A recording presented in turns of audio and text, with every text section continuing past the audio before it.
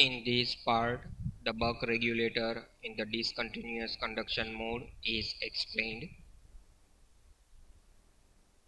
The buck regulator in discontinuous conduction mode. So this is the main circuit diagram of the buck regulator. As far as the construction is concerned, then there is no difference in the circuit whether we operate buck regulator in continuous conduction mode or the discontinuous conduction mode. Let us look at the equivalent circuit diagram for discontinuous conduction mode operation of the buck regulator, mode 1 diagram and mode 2 diagram. As I explained earlier that if converter has only one control switch, then one cycle operation of the regulator can be explained with the help of two modes. The mode 1 when the switch is in the on state condition and mode 2 when the switch is in the off state condition. Same as the continuous conduction mode, during the mode 1 and mode 2 operation, whichever components take part into the operation, those are highlighted. These are the waveforms of buck regulator when we operate it in the discontinuous conduction mode. The waveforms used to study the behavior of the different parameters of the converter. As we can see that the first diagram is the timing diagram. It gives us information about how much time duration the switch is in the on state condition and the switch remains off during one cycle period operation. The next waveform that is corresponding to the voltage across inductor, thereafter voltage across diode, and this one is output voltage, and at last inductor current which is flowing through the inductor. Let me first of all explain the difference between continuous and the discontinuous conduction mode. In the one cycle operation, if the current passes through the inductor reaches to the zero value and it remains at the zero value for some amount of time, then that mode of operation of the converter is known as discontinuous conduction mode. So here you can see that the inductor current gradually increases from zero value to the maximum value and it reaches to the zero value again before the cycle gets completed. And for this much amount of time duration in one cycle operation, the magnitude of inductor current remains zero. It means that current does not flow continuously through the inductor in one cycle operation. That is the discontinuous conduction mode. Let us understand the operation of the buck regulator in discontinuous conduction mode with the help of equivalent circuit diagram. The mode 1 begins at the instant t is equal to 0 when the switch is turned on. When the switch becomes on, inductor gets connected to the supply and the current starts flowing from the positive terminal of the supply. It passes through the switch, it flows through the inductor, it passes through the load and it goes back to the source. So this is how the current flows in the circuit diagram during mode 1 operation. So the working of buck regulator in the discontinuous conduction mode is exactly same as the mode 1 operation in the continuous conduction mode. You can even see that here voltage across inductor during the first interval is input voltage minus output voltage. Voltage at this terminal is the supply voltage and voltage at the right hand side terminal is the output voltage. So the voltage across inductor is Vi minus Vo. During the first mode, a diode remains off. It is in the reverse bias condition, but this switch is in the on state condition, so it can be thought as a short circuit element. So diode appears in parallel with the supply voltage, so voltage appear across the diode is same as the input voltage. The task of the buck regulator is to produce the steady DC output voltage. So the voltage across R is constant and it is DC. During the first interval, as the inductor keeps on storing the energy from the supply, the current through the inductor gradually increases from 0 to the maximum value. At the instant dt, the switch is made open and the mode 2 operation begins.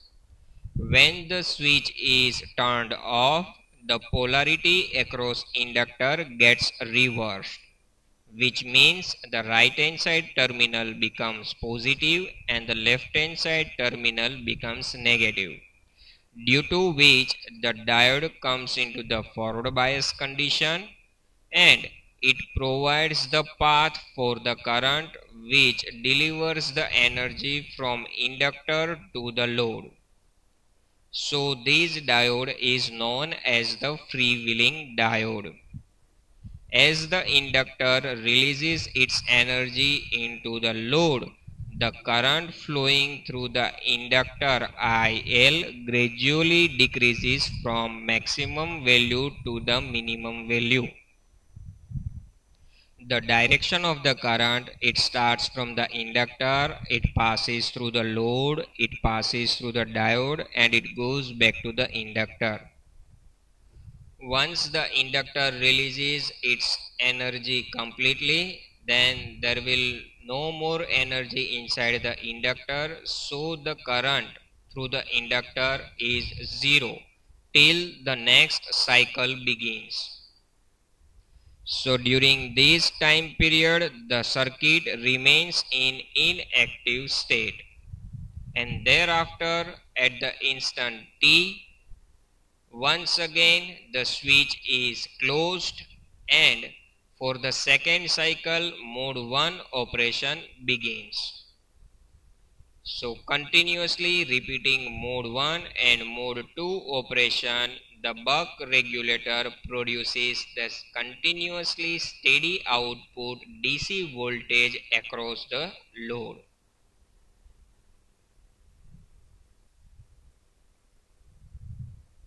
In some cases, the amount of energy required by the load is too small.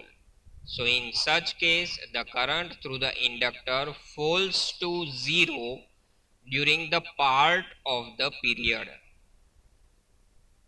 The only difference in the principle described above is that inductor is completely discharged at the end of every cycle. The inductor current falling below 0 results the discharging of the output capacitor. The output capacitor means which is connected across the load during each cycle, and therefore high switching losses takes place. A different control technique known as PFM, pulse frequency modulation, can be utilized to minimize such losses. I explained in the previous part the meaning of the steady state condition. The magnitude of inductor current at the beginning of the cycle and at the end of the cycle is same. So the net rate of change of inductor current over the one cycle period is equal to 0, which means delta IL on plus delta IL off is equal to 0. By following the same procedure we did in the previous part, we can find out delta IL on and delta IL off for the discontinuous conduction mode, which is nothing but the Vi minus Vo into dt, that is the delta IL on, and minus Vo into delta t, that is the delta IL off. So by simplifying this equation we can find out the value of delta. So that delta is Vi minus Vo divided by Vo into duty cycle D. Now let us find out the average value of the current over the cycle. So IL bar is equal to 1 upon 2 IL max into dt plus 1 upon 2 IL max into delta t multiplied by 1 upon t, which is nothing but from this waveform the average value of the inductor current is found out. We know that area under the curve is the average value for that parameter. So the one cycle has three parts. The first part is the on and two parts for the off duration. So here in third part the magnitude of the current is 0, so no need to worry for that one. But for part 1 and part 2 to find out the area under the curve, then this can be considered as a right angle triangle. So we know the formula to find out the area of right angle triangle, that is 1 by 2 base multiplied by height. So 1 upon 2 height of this triangle is I maximum and base of the triangle is dt. So 1 upon 2 IL max into dt. Similarly for the second triangle we get 1 by 2 maximum value is IL max, that is the height, and the base is delta t. And for over the one cycle period we have to multiply 1 upon t. So by simplifying this one we get IL maximum inside the bracket d plus delta divided by 2, which is nothing but the average output current of the buck regulator during the discontinuous conduction mode. So the inductor current is 0 at the beginning and rises during T on up to the IL maximum. So IL maximum can be given as V input minus V output divided by L into dt. This can be derived by using the formula integration 0 to T on VL upon L into dt. And during the first interval when we substitute VL is equal to V input minus V output, and the result of the integration will be Vi minus V output divided by L into dt. Substituting this IL max into the above equation, we get I output is equal to Vi minus Vo into dt inside the bracket d plus delta divided by 2L. So by rearranging this equation, we can write V output is equal to input voltage multiplied by 1 divided by 2 into L into I0 divided by d square into Vi into t plus 1. So this is the expression which shows the relation between input and output voltage in terms of various parameters. Previously we got output voltage is equal to D times V input. that is in the continuous conduction mode. But in the discontinuous conduction mode, that expression is little bit complex. So it can be seen that the output voltage of the buck converter in the continuous conduction mode is much more complicated than the continuous conduction mode. Here the output voltage is the function not only of input voltage, but it also the function of inductor value L, commutation period T, and the output current I/O. So when we operate buck regulator in the discontinuous conduction mode, output voltage depends on many parameters rather than only duty cycle. So this is about the operation of buck regulator in the discontinuous conduction mode. Now let us go through the advantages, disadvantages and applications of buck regulator. Applications of buck regulator include battery operated portable equipments for unidirectional power supply. These are the applications of buck regulator. Advantages of buck converter: very simple and it requires only one control switch. Efficiency is about 90%. Low cost and size of the regulator is less. Disadvantages of the buck regulator include only unidirectional output. That means the application which demands bidirectional power supply, there we cannot use buck regulator. High output ripple. We assume that the output of the buck regulator is always constant and steady, but practically there is always some amount of ripples in the output DC voltage. In the case of buck regulator, the magnitude of the ripple is bit high. Transient response of the buck regulator is slow. That is the major drawback of the buck regulator. Input filter is normally required.